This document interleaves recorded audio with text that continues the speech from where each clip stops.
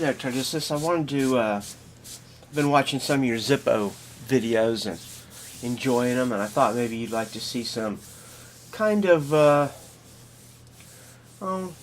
different kind of Zippo things that maybe you know about, maybe you don't.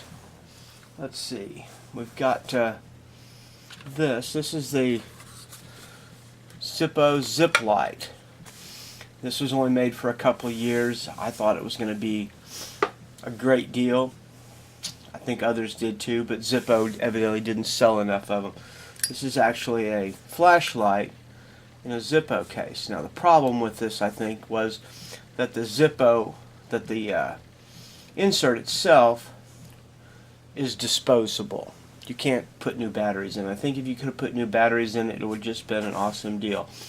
Wait, it's got a little switch on the side. When you close the lid, it turns it off, open it, and it came on.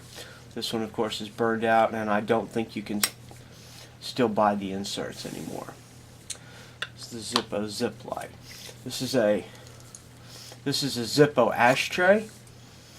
This is something probably not very widely used in the United States, but countries like Japan, they're very conscientious about this kind of thing. They smoke.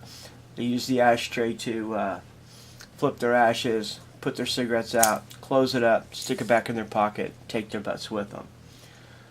And let's see, of course, Zippo knives. I have a couple of them here. This one's a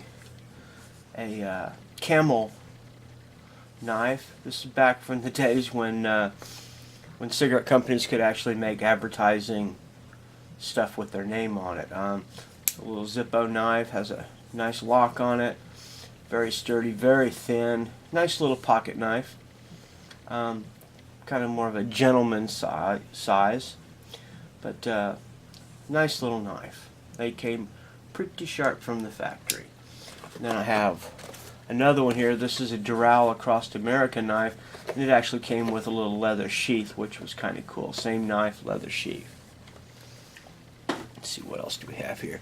This is a lighter that I use pretty much on a daily basis. This one sits next to my computer or on my desk, and this is Zippo Handy Light.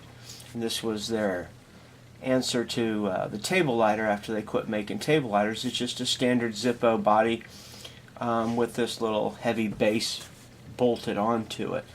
It works great. Like I said, I use it all the time. This was actually a not a high polish press. This was a gold plate lighter, and I pretty much worn the finish right down to the brass. Anyway, that's a neat one. I also have one in a black matte with a gold base.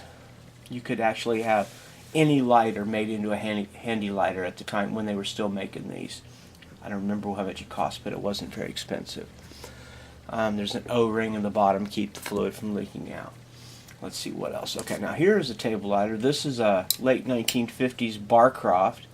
Pretty cool little table lighter. These were very fashionable, I think, at one time. Set on your coffee table when everybody smoked, you know. It uses pretty much a standard insert.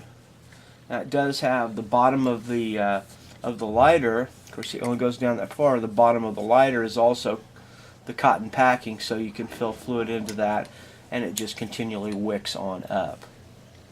Nice little lighter. Let's see, and I think you, in one of your videos, you were showing your Zippo ruler. Well, this lighter, this case that they use, what did I say? Lighter? Tape measure. This case was used in several different things. They used it for the tape measure, and there was a little pill box, and I believe it opened, just slid out. I don't have one of those, but I do have one of these, which is pretty cool. This one's a high polish chrome, and this is a magnifier, Zippo magnifier, and it has two lenses, so you can actually double or treble, whatever it is, the magnification that you're going to use. Knives, let me see. This is kind of a neat Zippo here. Not that it's any, you know, it's just special to me, I guess.